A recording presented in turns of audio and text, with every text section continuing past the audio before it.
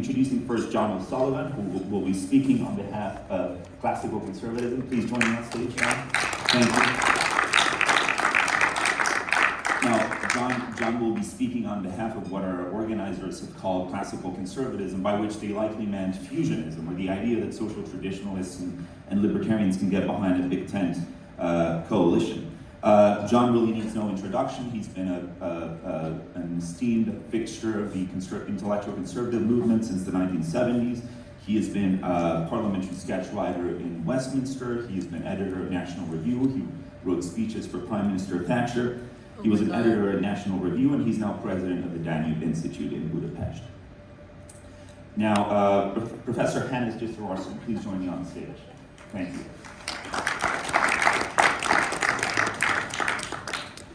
Professor Gisserorsson teaches political science at the University of Iceland. He has written a truly astonishing number of books on political philosophy, comparative political economy, and the history of the Nordic welfare state.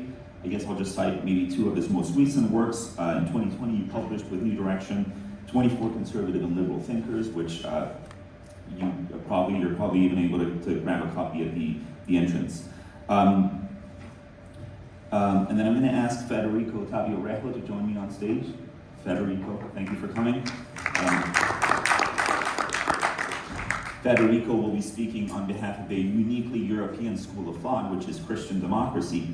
Federico serves as strategic coordinator and senior research officer at the Wilfred Martin Center in Brussels. The Wilfred Martin Center is the in-house think tank of the European People's Party, the EPP. Federico previously worked at the European Central Bank and at the European Parliament. He's a graduate of the London School of Economics and the Hertie School in Berlin, and is currently a Doctor of Philosophy candidate at Oxford. Now, last but not least, I want to ask Anna Wellis to join me on stage. Anna will be speaking on behalf of National Conservatism, or NADCON in short. Anna is the Vice President of External Affairs at the Edmund Burke Foundation, which is the group that has been putting on the NADCON series of conferences on both sides of the Atlantic since 2016. Previously, Anna was a senior director of the White House Writers Group, and she has taught literature, persuasive writing, and business communications at Berkeley and the Keller Graduate School of Management. So again, folks, I will just remind everyone of the format we will be following. I'm gonna take a seat and ask each of our speakers in turn, and I really like how they sat in the exact same order that I'll be asking them to come deliver their opening statements, after which I will be asking a few questions of them, and then I'll turn to you and ask you for your questions to them. So without further ado, John, the stage is yours.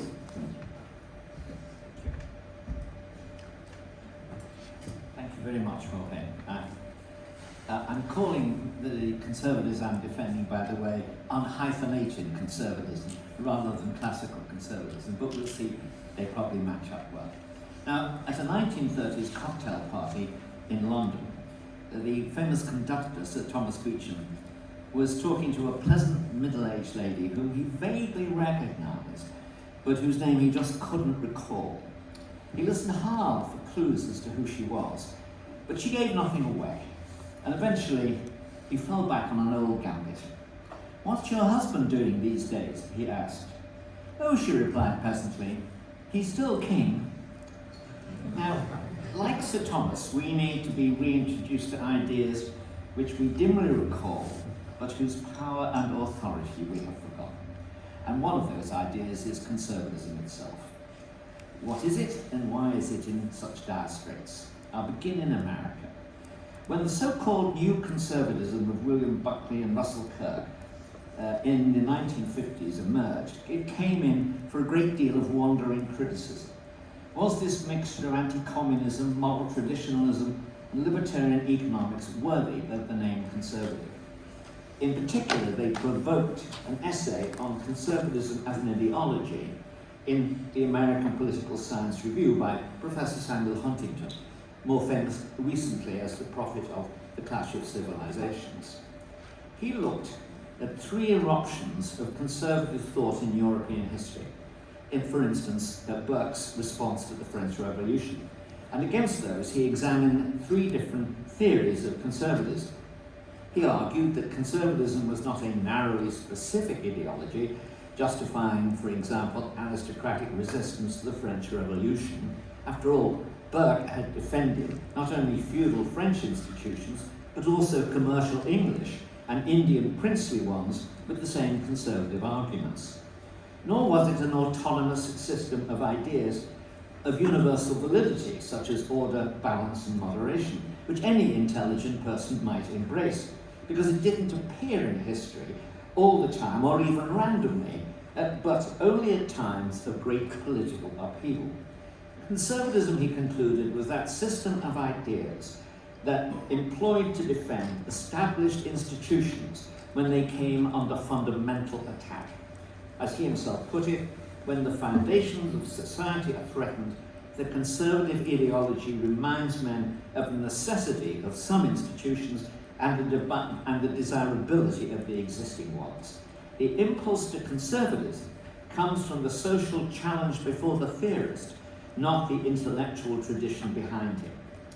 Applying that logic to the fusionism of Frank Meyer, Bill Buckley, and the rest, Huntington argued in effect that it was only half a conservatism. The new conservatives, who were mainly concerned to oppose international communism as a fundamental threat to America's institutions, he could endorse.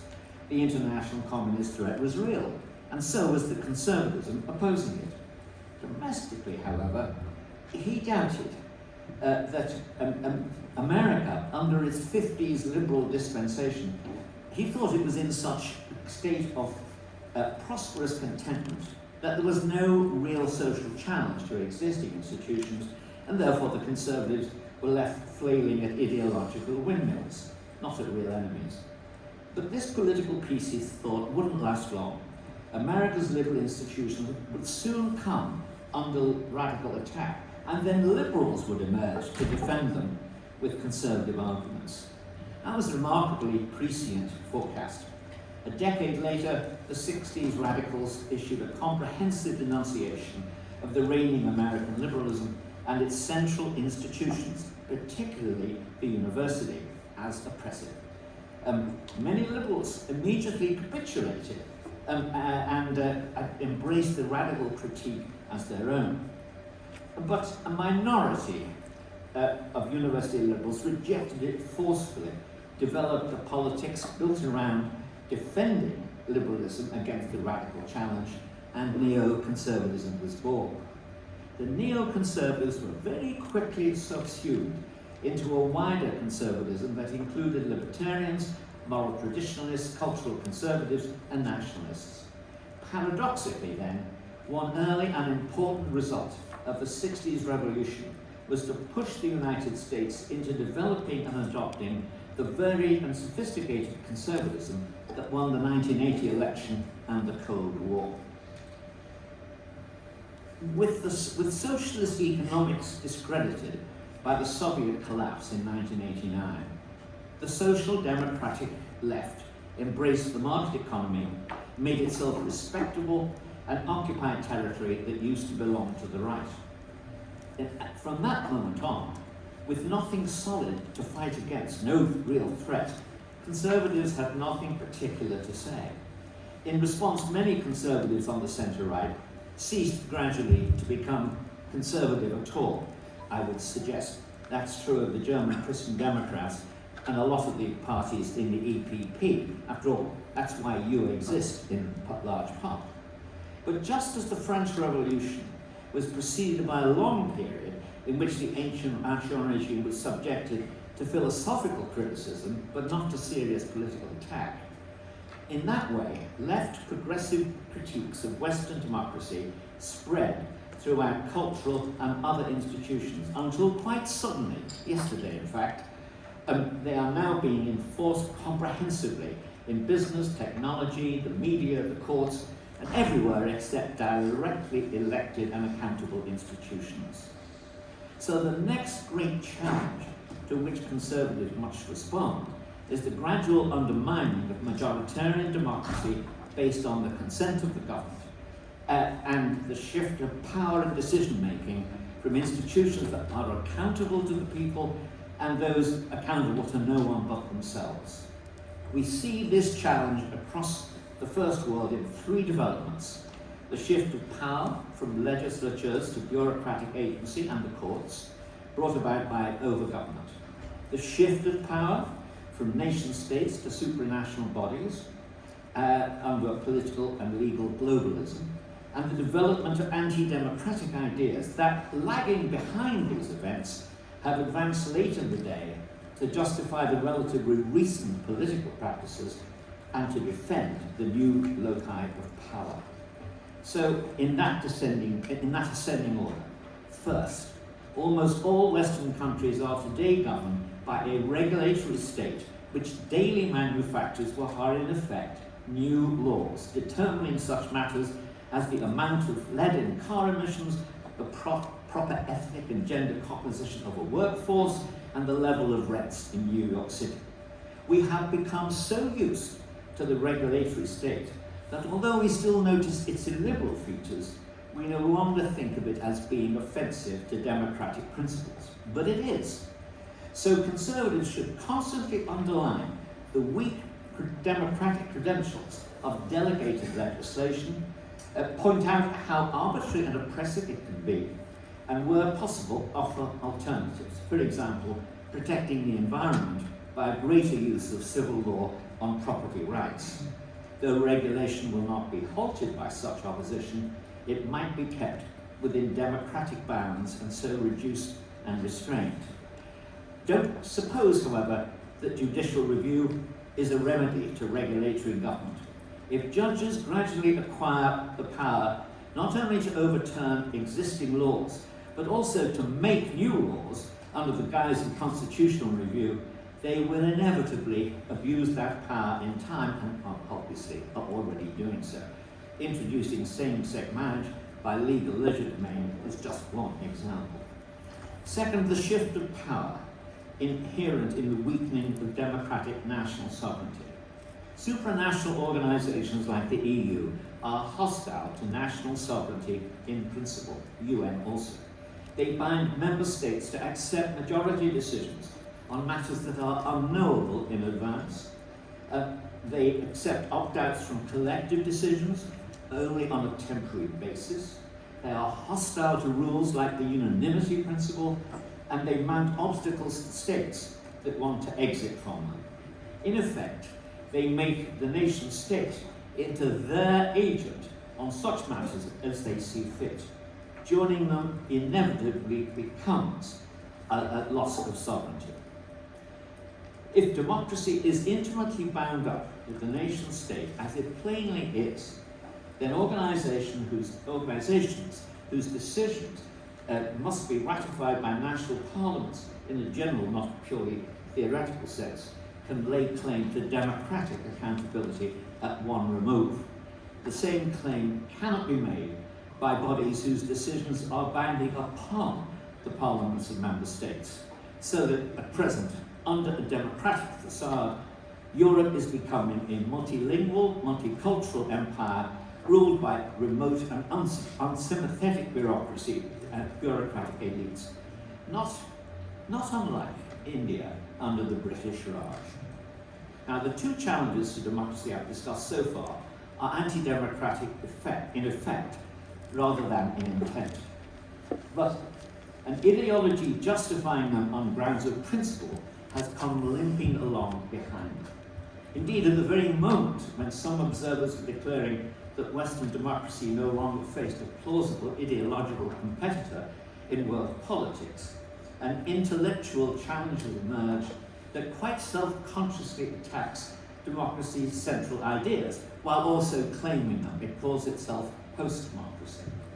That challenge has several names, starting with multiculturalism, going on to cultural Marxism, critical race theory, gender ideology, but we commonly now call it wokeness. Wokeness is an attempt to replace the system of liberal democracy based on individual citizens operating under laws and through voluntary organizations with the system of cultural democracy in which the fundamental units are distinct peoples, ethnic groups, and cultural blocs with their own worldviews, values, histories, heritages, and languages. By denying the legitimacy of the nation state, it undermines the only policy in which democracy flourishes without prescribing a democratic alternative. By asserting that a national common culture is oppressive to minorities, it denies the possibility of a national community to which people of different ethnic and cultural backgrounds have assimilated, and in which they can understand each other in free and democratic political debate.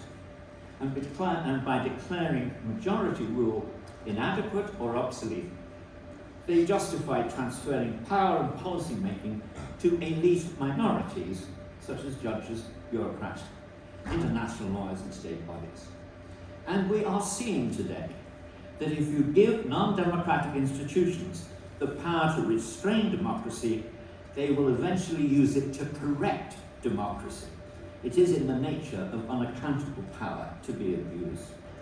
We have to accept here that we conservatives have been mistaken in the past in thinking that judicial and other elites would confine themselves to prudently dampening the passions of the mob. Those elites turn out to have passions of their own, indeed to be mobs of their own, and by and large those passions are not shared by either the people nor by conservatives. They are the rationalising and levelling passions that Burke diagnosed and excoriated 2 centuries ago, and they are a greater threat to liberty than the opinions of the mass of voters who, being closer to the realities of life and its hardships, have a greater sense of reality. Of course, like all such grandiose ideologies, wokeness cannot ultimately succeed, but it can cause a great deal of damage in the course of failing. We have to mount a vigorous and principled opposition to the anti-democratic ideas that lie at the root of wokeness. The stakes are either we retain a vigorous democratic policy, or we find ourselves living in a bureaucratic, stifling state in which all our wants and desires may be provided for, but they won't include liberty and a democratic debate that actually influences the outcome of politics. And that outcome is not impossible. Many social forces are pushing us towards it. It's in disguise, of course. We can now throw back to Marx one of his most famous remarks with an amendment: socialism, like history, repeats itself. The first time was genocide, the second time was therapy. Now, the final point, something changed there. Yes, what are the advantages of my unhyphenated conservatism to the amiable heresies promulgated by my opponents? I will mention just these. Unhyphenated conservatism is sympathetic to all the singular conservative positions advanced here, but also aware of their limitations. Libertarianism, for instance, needs order and authority, both external in law and internal in moral self-restraint, if it's not to degenerate into chaos, anarchy, libertinism, and family breakdown. Christian democracy has great difficulty in defending its main moral message in a post-Christian society. Its insistence that it's a centrist rather than a conservative party leaves it philosophically rudderless, and it gradually declines into being merely a social support group for social democracy. Classical liberalism lacks enough social support to survive unaided without being attached to a broader social conservatism. Nationalism is not itself a philosophy, it's an admirable disposition, love of country. It needs, therefore, to be attached to deeper and wider truth, which is why Anna is defending national conservatism.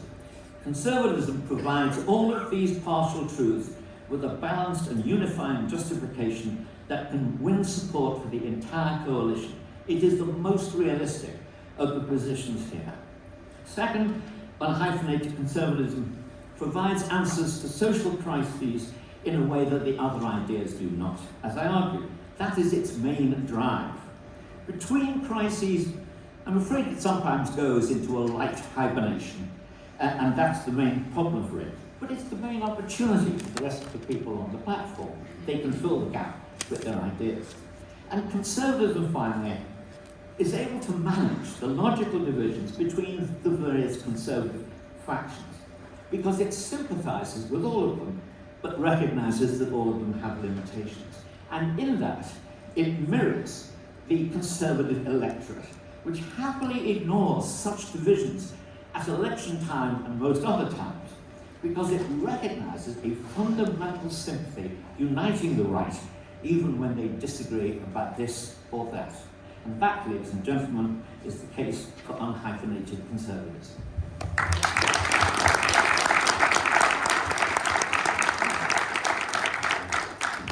Thank you, John, for this sweeping defense of unhyphenated conservatism. And this is a really good way to set up the tables for our debate. And each of our speakers are going to be diverging from the principles that John has just outlined in their own specific ways.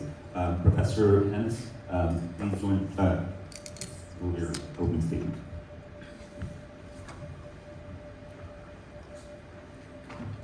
Ladies and gentlemen, in fact, I think that not only is an alliance between conservatives and classical liberals necessary, but I also believe that there is a consistent, logical, and strongly supported theory, political theory, on which this fusion or this alliance is based. And I write about it in my book, which was published by New Direction, 24 Conservative Liberal Thinkers, where I identify 4 pillars of the free society: private property, free trade, limited government, and respect for tradition.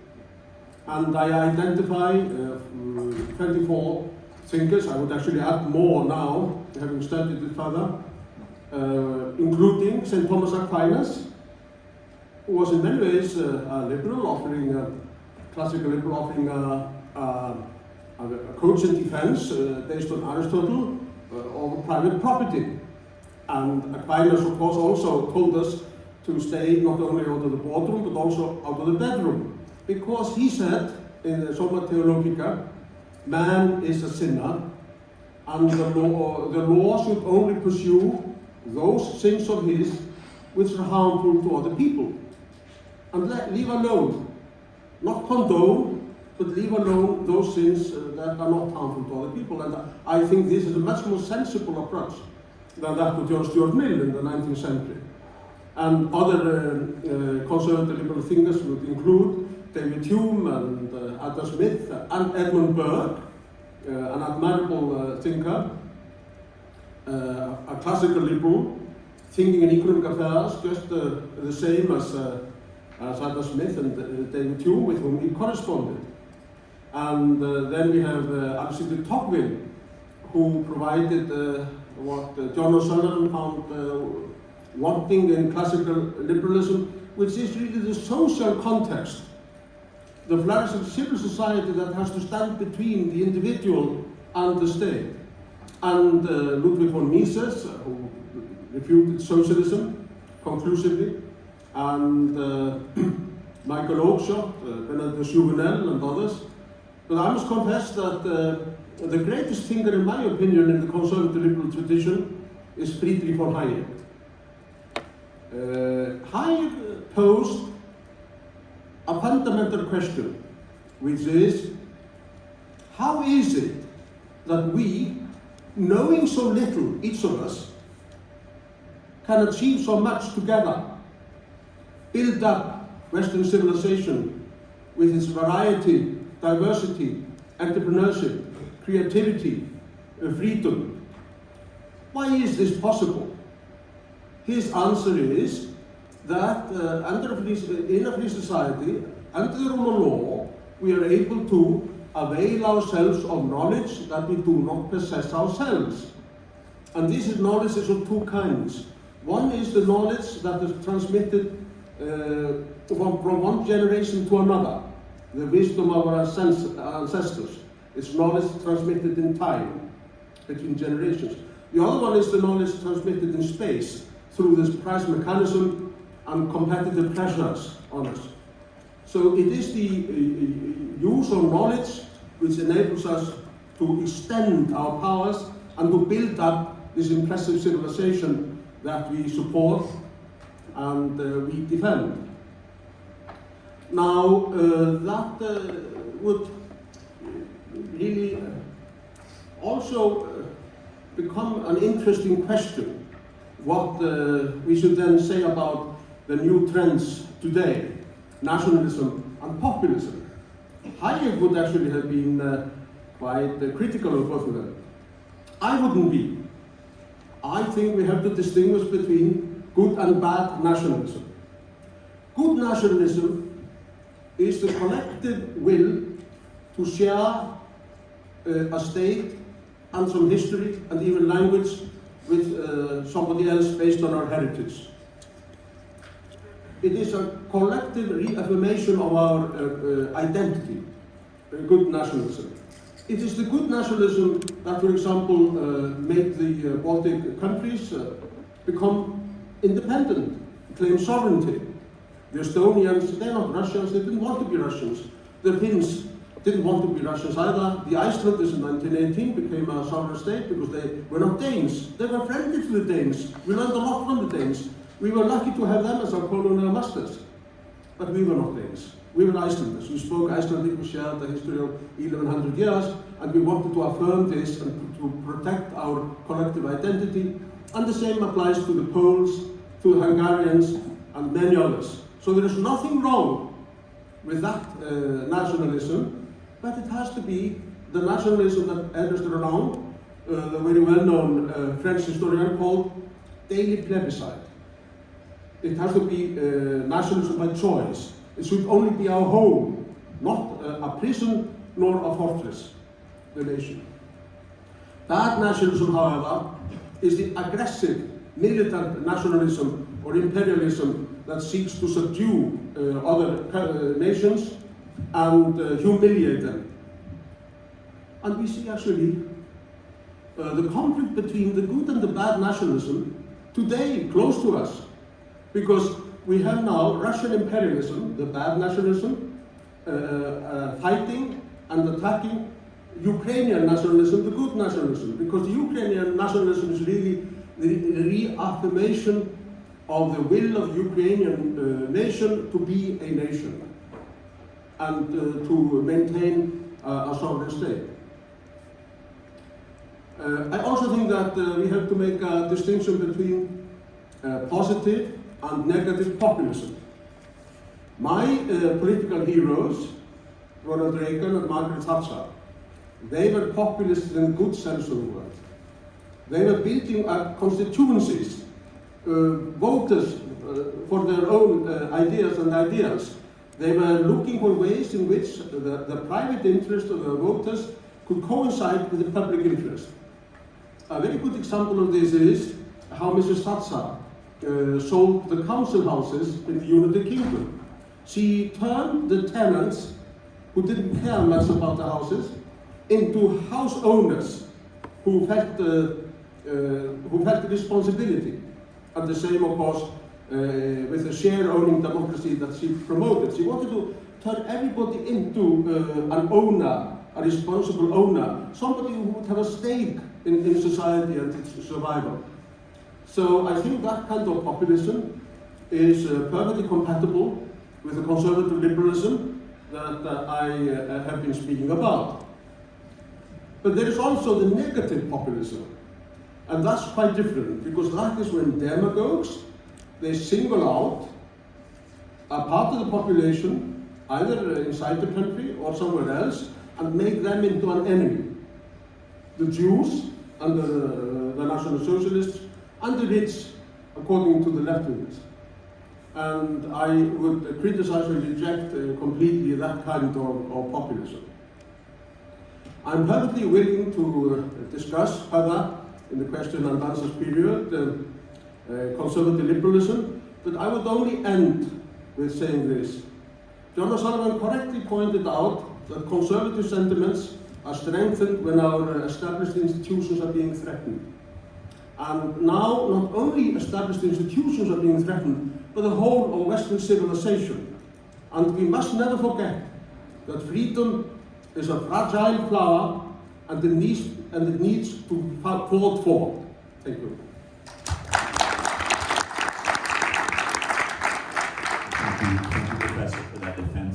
classical liberalism, and then ask Federico now to come deliver his opening statement.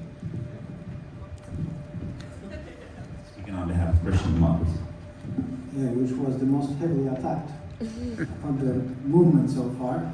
Look, I was, first of all, thank you very much for the invitation to the organizers to the new direction. I am happy to be here with you, but I am also particularly happy, I say it very frankly, that finally we talk, if I can be open. I think for a long time it was not very easy, but I've always have had a spirit of collaboration in the different factions of the center-right. So it is important that we have occasions and forums in which we can exchange, we can know each other better, we can explore where we agree, where we disagree, where we can potentially collaborate, where we can't. So I think this is commendable, and I'm all for it. Now, I was hoping that we would take our gloves off in the second round, but I have seen that they already got off pretty quickly. So I am a little bit torn if I should not start with some rebuttals. Let me maybe begin with two sort of initial caveats or disclaimers before I go briefly into some thoughts or rebuttals. The first is that the organizations that I am somehow affiliated with, that is the Martin Center for European Studies and the European People's Party, are not, strictly speaking, Christian democratic or purely Christian democratic organization. That's an important point to make. We speak a lot about fusionism here, rightly.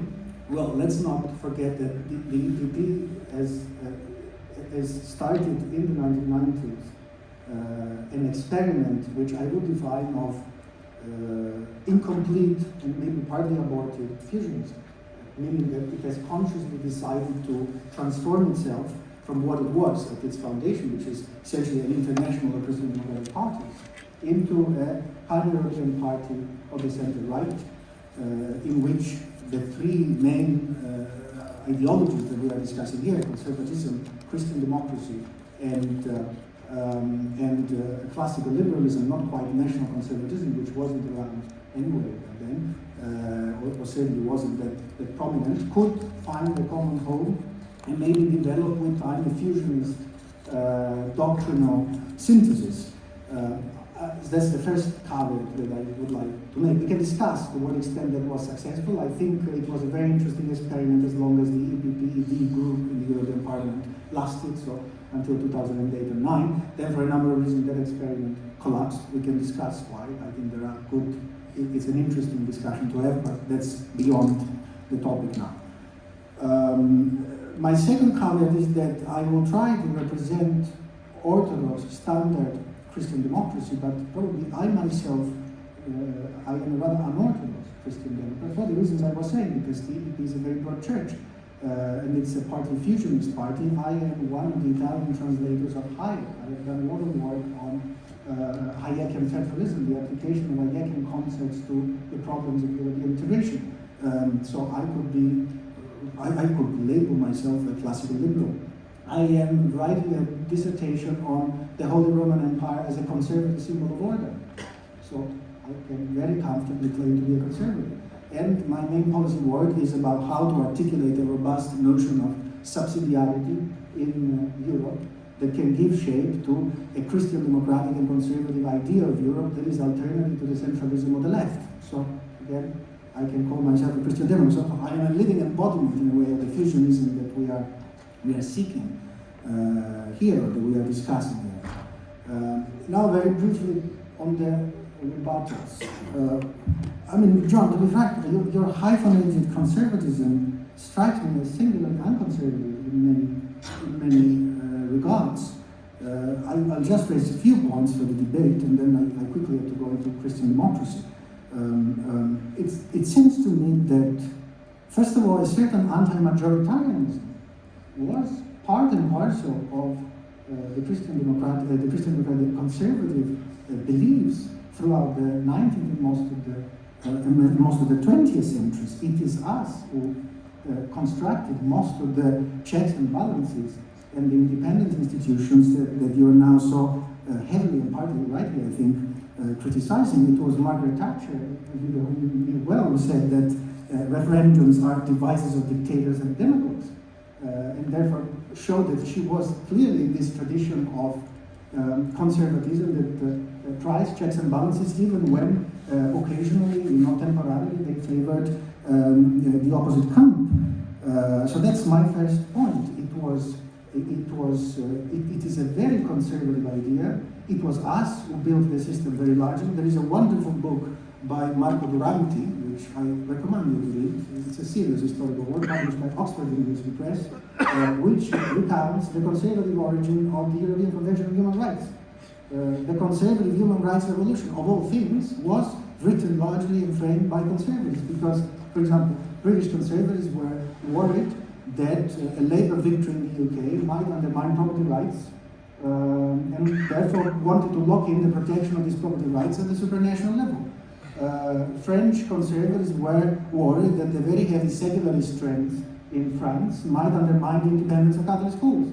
So they decided to create a chart, a European chart, which in their also historical imagination, they imagined a bit as a neo-medieval, chart that would regulate the rights of everybody in Christendom as a supranational body. That's the origin of the European Convention on Human Rights. I agree with you that there has been a degeneration. There has been a degeneration. I think so. I think that, for example, in terms of the judicial interpretation, you can study and trace these things. There was something beautifully called the doctrine of appreciation, for example, in the jurisprudence of the European Court on Human Rights, which left a significant degree of freedom for national differentiations and cultural differentiation to be protected. And that has been progressively thrown out of the window. But I don't think this can be a criticism, a structural criticism of the system of checks and balances at the national level and the supranational governance as such. It can be a criticism of certain distortions that intervened in the last decades and that we conservatives, Christian Democrats, had to fight to redress and probably are not fighting enough to redress, particularly Christian Democrats, I recognize that. But it is not helpful to take an anti-systemic posture that is so radical that prevents any hypothesis for collaboration, because what are you going to do? I mean, how can you collaborate on the basis of overhauling the whole system? It's a rather unconservative, it seems to me, approach to the problem at hand. The US Supreme Court is good when it introduces gay marriage in 2016. I don't agree with that. I think it was a misguided decision, also based on legal grounds. But it is also the same court, ultimately, that rightly, I think, legislated recently to return the right of abortion to the states. So why? Because meanwhile, conservatives took some measures. They redressed some of the distortions, but the independence of the court is there, is respected, is not touched. Okay, I would have many more things to say, and I will be thorn there too. Even Europe, maybe last point on the rebuttals. Even Europe is a conservative cause. I mean, Burke spoke about the Commonwealth of Europe. The Commonwealth of Europe. Edmund Burke, the founder of conservatism. Metternich, the founder of continental conservatism, wrote, I consider Europe my fatherland. So there is in the DNA of conservatism. We don't need to get to the Christian Democratic founding fathers of Europe or to the conservative founding fathers of Europe, and we've forgotten about Winston Churchill. We've forgotten even how to go, who was a confederalist, but he was certainly in favor of a strong European unity. Read the Fouché Plan, that's a very advanced proposal for military integration. So I think that we are a little bit off track. We are throwing away the baby with the bathwater. I also don't agree, Hannes, with your distinction between good and bad nationalism, good and bad populism. I think we're equivalent here a little bit. But again, maybe I can come back to that later. Yeah. So let's get to Christian democracy.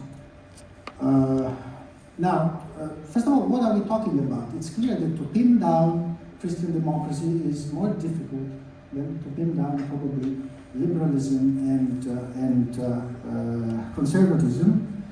Liberalism is about ultimately liberty. It has a theory of history, I think, that is based on progress. Here, Professor Ledwood has written very interesting and I think things that we can all share. Conservatism as traditions at its core, and the theory of organic change defines a sort of philosophy of history. What about Christian democracy? And I think that the short answer is Christianity, particularly Catholic Christianity, is to Christian democracy what probably freedom is to liberalism and traditions are to conservatism. And if I have to say it shortly, I think the historic purpose of Christian democracy has been, I'm now paraphrasing Woodrow Wilson, to make democracy safe for Christianity. Because Christian democracy accepted the challenge of modernity in a Tocquevillian spirit as inevitable. You know, the opening chapters of Democracy in America, Tocqueville famously saying that democracy is a force that we can't resist. Christian democracy shared that notion, believed that liberal modernity is here, we need to cope with it. It is challenging for traditional Christian views and the role of the Catholic Church and the churches in general in our society. So it took up the challenge of making democracy safe for Christianity. And here is, you can see both a genetic connection between conservatism and Christian democracy, which to an extent are sister movements in their genesis because they are both oppositional movements to liberal modernity in their origins. But you can also see a difference in method. You know, conservatism, John, you quoted William F. Buckley Jr. In a famous quip, he said, conservatism is about standing athwart history yelling stop. So that the method of conservatism is an oppositional method. The method of Christian democracy is an infiltrating method. Christian democracy, right away, and trying to infiltrate and reshape the process from within, directing it to Christian ends, and making it compatible with a providential view of history. I want to make sure there's time for Anna, so I'm going to be brief and just a couple more minutes and we'll turn to Anna. Okay. Yeah. So, what am I trying to get at here? That the method of Christian democracy tends to be a search for moderation, for compromise, for balance. And I'll give you 3 examples of core Christian democratic principles that show this ability of Christian democracy to bridge divides and to often third ways between polar opposites in a way that I think the other, let's say, traditions that presented here are less capable of. Conservatism is a much more confrontational body. The first is personalism, the second is subsidiarity, the third is the social market economy. These are all core Christian democratic principles, which I think represent rather successful attempts to offer third ways between polar opposites. Personalism is a third way between individualism and holism, if you want. In this sense, it is a theory of society which perceives the individual not as an atomized entity, but as embedded in social relations and fulfilling itself through its social relations. So in this sense, you can see that it is a theory that is alternative both to the most radical liberal ideas of individuals as atoms, but also to socialist ideas of holism, and in this sense it is close to conservatism. I think conservatism doesn't formulate it in this way, but it has a similar theory of society. Subsidiarity, the idea that the higher power should be there to help the lower power fulfill itself, develop itself, and not to encroach upon its autonomy and prerogatives. That's a third way between things like localism and centralism. Talking about nationalism, how much nationalism was a progressive force in the history of Europe. Nationalism was embraced by the most radical modernizers in the 19th century.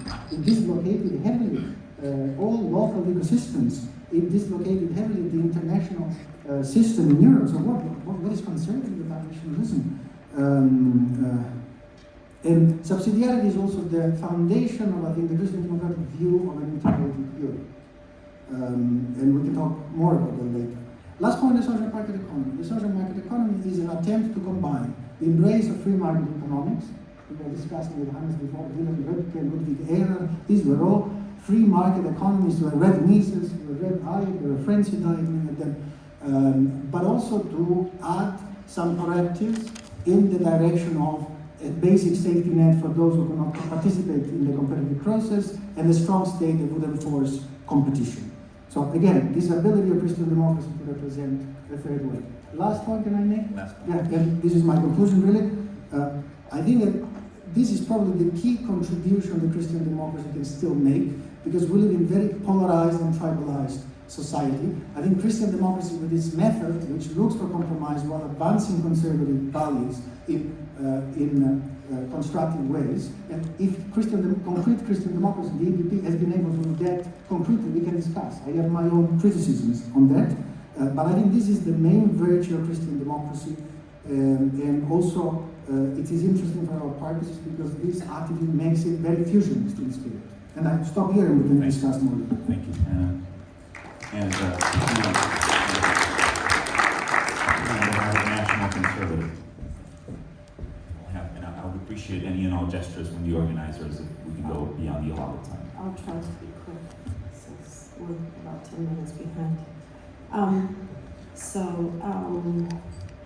Well, first, okay, I'm going to try to not make it about rebuttal because I think that's what our discussion was supposed to be about. So I'll try to sort of respond and present what I came here to present, national conservatism. So first with John's unhyphenated conservatism, I second it. And in fact, national in NatCon is only stating the obvious. We are a world of nations. That is all we try to remind everybody, just to make it very clear. This is not about the sort of nationalism that we'll get to it, but that's literally all it is. It's about the world in which people love their nations, their families, their kids, their congregations, and they relate to the rest of the world from that perspective. So in a way, national conservatism is almost a tautology. I mean, conservatism is naturally and necessarily local. It has a time, it has a place, and it comes from a tradition. So it's sort of like Catholic before Christianity. Of course, Christianity is universal, so Catholic in a way is a tautology. Now, about liberalism, and this I'm going to try to also define what we are about in responding to it. Liberal conservatism failed to confront the rise and triumph of the modern self, to quote Truman's book title. The sexual ideologies, trans ideologies, everything that redefined the modern self beyond anything that we ever imagined. And as I think John said, that basically were created yesterday and suddenly they are our core and foundational values. The other thing that liberalism failed to contain is woke capital. Capital that's against freedom, that's against all the things that made wealth creation possible. That's against allocation of wealth in a way that's efficient, which is the reason why we try to defend the free markets and let them function normally. They're actually not doing it. They're using their power to not allocate wealth rationally. And just a reminder, which is something that our brand of I think conservatism really is all about. And John and I and many others actually signed the same statement of principles, just so we know John actually was a co-author of it. But our rights and values, and this is something we want to remind everybody, we talk a lot about the markets and about the economics behind conservative principles. We don't really talk enough about values and the fact that our rights and our values did not jump out of our heads like Athena from Zeus. They did not come out of nowhere. They're not sort of pre-existing everything. They're coming from somewhere. They're coming from the Bible. We come from a certain tradition, we live in that tradition, and we happily, so happily, take it for granted that we're destroying it, not understanding that we're cutting off our own roots. That is actually, and it's not, I think, because we're being suicidal. I think because we're being delusional, and we think that we gave birth to those things of which we ourselves are born. And as far as the bad name of nationalism, to respond to the last critique, I truly, nationalism is really nothing more than the love of the nation and of all things that your country is and represents. It's a nice, fuzzy, and warm feeling that you have when you listen to your national anthem, when you listen to a speech that somehow touches all the soft points in your soul. It's the things that make you want to, for instance, say to yourself that you're ready to become a nationalist, to become a citizen in a country where you live, when you realize that you're not just functioning there, you're being moved by its symbols, you identify with them. And what I think is really important, and I have to say it because it's not said enough, and it's a source of a lot of errors, I think, in our thinking about not just nationalism, but also imperialism and globalism. Nationalist bad name comes from, above all, misinterpreting what imperialism is. Just because Adolf Hitler thought he was a patriot didn't make him not an imperialist. He was not a nationalist. He was an imperialist par excellence. You go after the land, you want to kill off the people who are there. There's nothing nationalist about fighting with hatred what's in front of you, rather than the love, defending with the love of what's behind you. It's a really important thing. What's also important about remembering that that is not nationalism, is that that interpretation indemnifies in a very clever way globalists and makes it very easy for them. We're not imperialists, we're internationalists. Suddenly, internationalists cannot be imperialists if you take that definition of nationalism. It is not true, it's inaccurate, and it's very convenient for the biggest imperialist threat we have right now, which is globalism. Apart from, of course, the rise of China and whatever Russia is doing, but there is nothing that we should assume that indemnifies globalists from being accused of imperialist tendencies, which their very aggressive impulse to homogenize, to make everything same, to deprive all of us of any sense of belonging to a place, is anything other than imperialism. So, and just for Christian democracy, just one thing that I wanted to add. You mentioned the triumph or the obvious success of Christian democracy. This is a very, it sounds good, but it's a very theoretical judgment. The fact is that we lived in the world right now where Christianity is completely banished and in fact anathemized in the public square. In my mind, this is, forgive me, not personal, but it's a mark of a horrendous political failure. If we were living in a world in which those values are recognized and respected, that's a different story. And I guess this is where national conservatism, I'm watching the time. Welcome. Where conservatism and when national conservatism comes in, we're really about restoring and bringing back the beliefs, the institutions, and the liberties that are absolutely foundational for who we are. It's also a reminder that we're built on something, that there is something that needs to exist for the kinds of lives that we imagine we want to live, and that we lived actually for hundreds of years, however our systems evolved. Remember, nations precede the ways in which our states are organized. Nations and culture came first. It's something that John Paul II probably articulated most clearly and did it for about 27 years, standing by nations that had the ambition to be free and to live while exercising their cultural sovereignty. And because these are the things that are being now progressively undermined and overthrown, we want to restore those first things, the foundations for defending and protecting what's under attack. So we want to bring back unapologetically and defend the tradition of independent, self-governed nations. Can you imagine Germany trying to defend the national interest of Poland? Because, we're all brothers and sisters. I don't think this is going to happen. I don't think anybody else other than Hungarians is going to represent the interests of Hungary. Frankly, I don't think anybody other than Germans is going to represent the interests of Germans, or the French, or Americans, or anybody else. We all have to do it ourselves. And we have to do it in a way that will make it possible for countries whose goodwill and good opinion we want to have, to make them want to have alliances with us. So we have an interest in being decent members of the international community. It's not true that if we pursue national interests, we necessarily become unreservedly selfish, evil, and we have a reason not to become that. Courage, honor, patriotism, religion, family, man, woman, raising a child, a sense of justice, all those things have to be brought back. Actually, gosh, I should kind of rush through.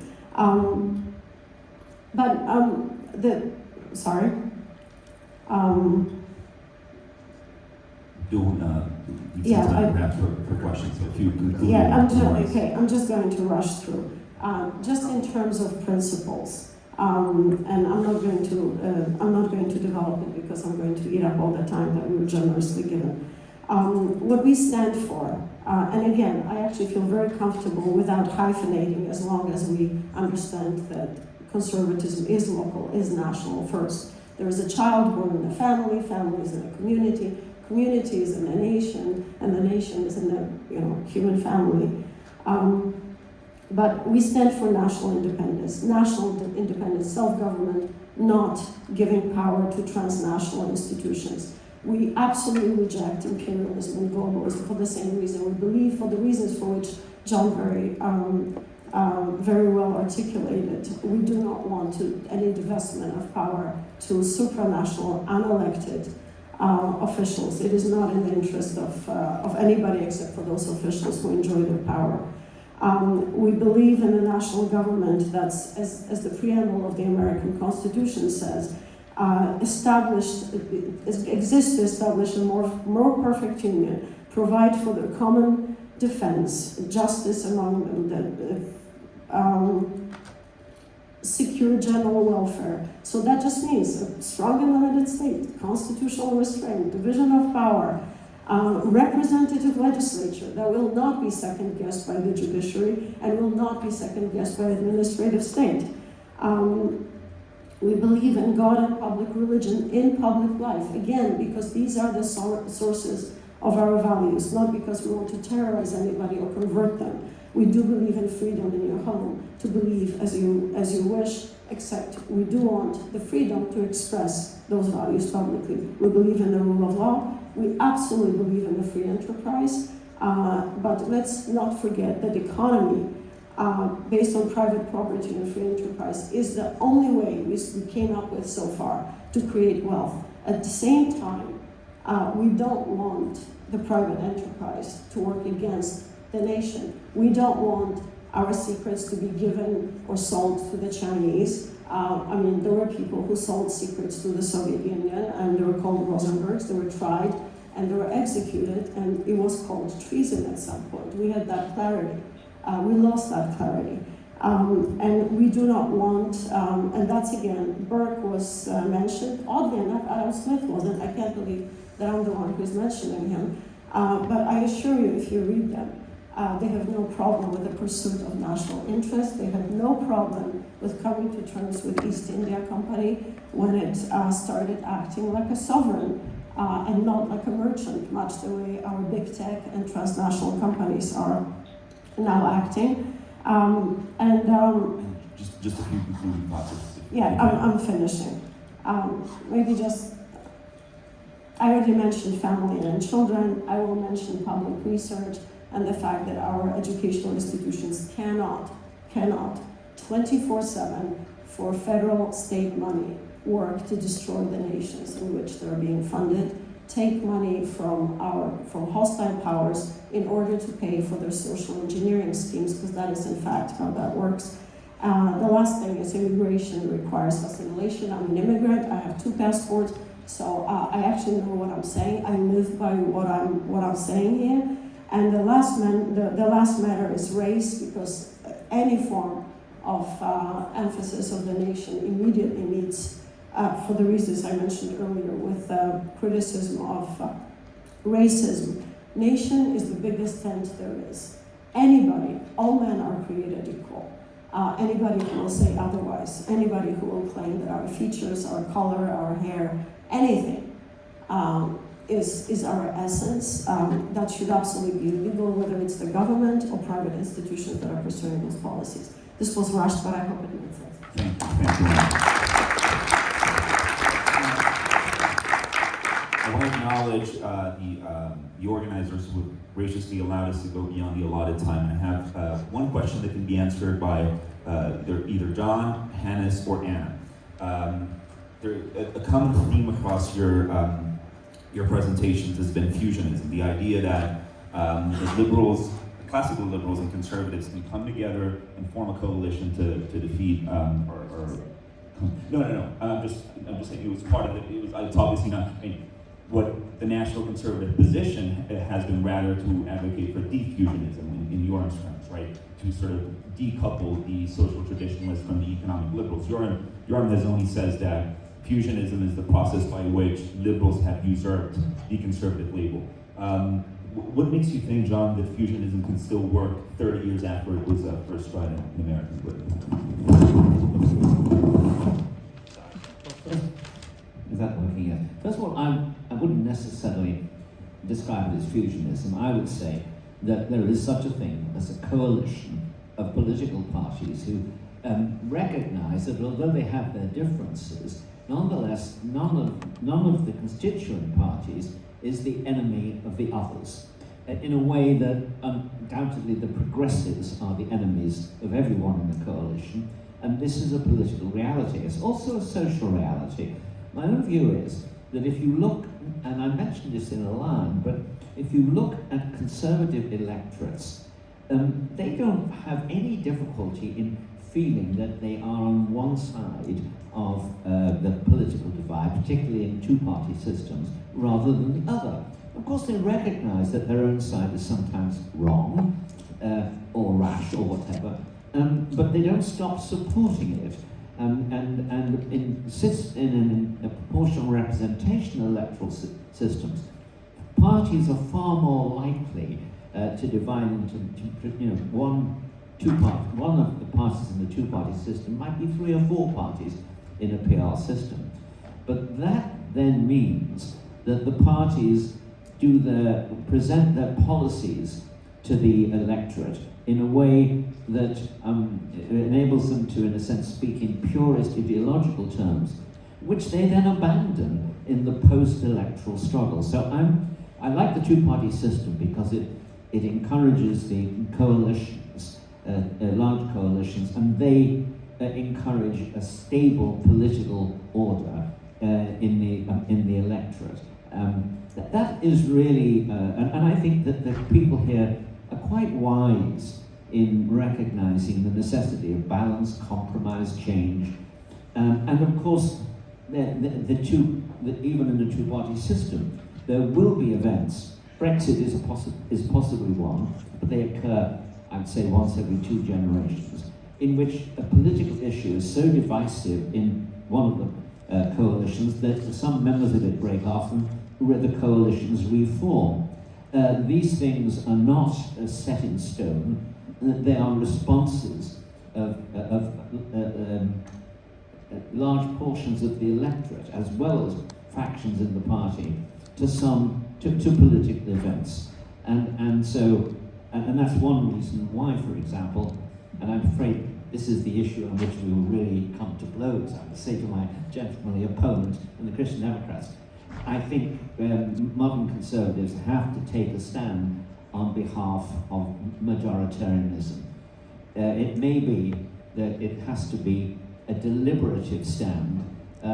Deliberative democracy was what Wilmore Kendall, the American political theorist, advocated. And there may be various steps which we confront people with the logical consequences of the policy they have voted for and ask them to think again. But I do not think that if we are serious about the consent of the government, then we can choose any sort of minoritarianism, which is the opposite to majoritarianism, over majoritarianism. Professor Gisler-Arsen, I want to elaborate here on this question. Jorm has one of the arguments he puts forth for why he thinks there should be this diffusionism is he says that liberalism and conservatism are essentially at odds. There are 2 radically different philosophies. Liberalism posits that the human being is free and equal, and it starts its political philosophy from that premise, whereas conservatives understand human beings as being tied by the bonds of nation, family, congregation, tribe. What makes you think that the 2 are compatible? What makes you think that classical liberals and conservatives can come together and agree on anything? Is this one working? Yes.